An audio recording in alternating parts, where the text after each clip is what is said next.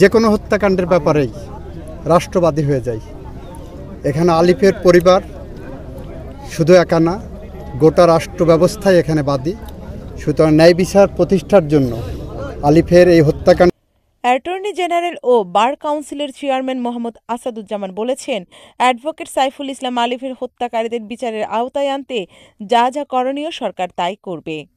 ইনশাআল্লাহ আমরা আলিফের হত্যাকারী যেই হোক, যত ক্ষমতাশালী হোক, আলিফের হত্যাকারীরা আইনের আওতায় বাইরে যেতে পারবে না বলে আমরা প্রতিশ্রুতি দিচ্ছি ইনশাআল্লাহ। ইতিমধ্যেই আমরা প্রশাসনের সাথে কথা বলেছি, সর্বোচ্চ ব্যবস্থা নেওয়ার জন্য যা যা করণীয় আমরা সেটা করছি। আমরা আপনাদের কাছে দ্ব্যর্থহীনভাবে বলছি, আলিফ আমাদের পরিবারের সদস্য। আলিফ যেমন তার বাবার সন্তান, আলিফ যেমন তার ব্লাড কানেক্টেড মানুষের আত্মীয়, আত্মার আত্মীয়, আলিফ ঠিক একইভাবে আমাদের ভাই। আলিফ আমাদের সহযোদ্ধা ছিলেন। বুধবার 4 ডিসেম্বর দুপুরে চট্টগ্রামের লোহাগাড়ায় মরহুম অ্যাডভোকেট সাইফুল ইসলাম আলিফের কবর জিয়ারত শেষে সাংবাদিকদের তিনি এসব কথা বলেন।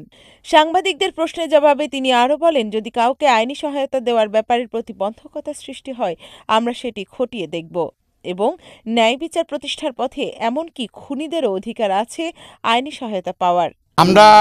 আমরা আসছি মূলত বাংলার বার কাউন্সিলের পক্ষ থেকে এবং সুপ্রিম কোর্ট আইনজীবী সমিতির পক্ষ থেকে।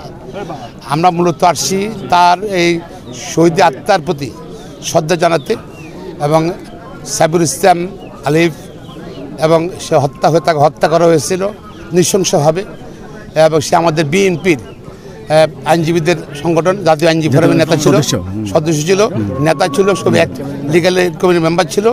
সে নিবেদিত এবং তার এই ঠান্ডা মাথায় তাকে খুন করা হয়েছে আমরা মনে করি। আমরা আজকে বাংলার বার কাউন্সিলের সভাপতি পদাধিকার বলে বাংলার অ্যাটর্নি জেনারেল তিনি আমাদের সঙ্গে আসছেন। আমরা মূলত বার কাউন্সিলের পক্ষ থেকে বা সুপ্রিম কোর্ট আইনজীবীর পক্ষ থেকে আমরা আসছি তার এ হত্যাকাণ্ডের বিচার দ্রুত করার জন্য আইনি কাঠামোর মধ্যে যা আছে আমরা সেটাই করব।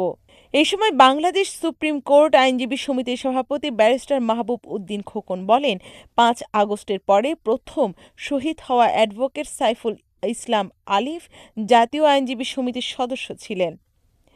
বাংলাদেশ জাতীয়তাবাদী পরিবারের পক্ষ থেকে আলিফের পরিবারকে সবসময় সহযোগিতা করা হবে। এ সময় বাংলাদেশের অতিরিক্ত attorney general advocate Mohammad Arshadur Rouf, Bangladesh bar কাউন্সিলের সদস্য advocate Joynul Abidin, advocate Ruhul Kuddus, advocate Badrul Anwar, সাবেক সংসদ সদস্য আলহাজ শাহজাহান চৌধুরী, অ্যাডভোকেট ফরিদ উদ্দিন খান, উপজেলা বিএনপির আহ্বায়ক নাজমুল মোস্তফা আমিন, সাবেক সভাপতি আসহাব উদ্দিন চৌধুরী সহ অন্যান্যরা উপস্থিত ছিলেন।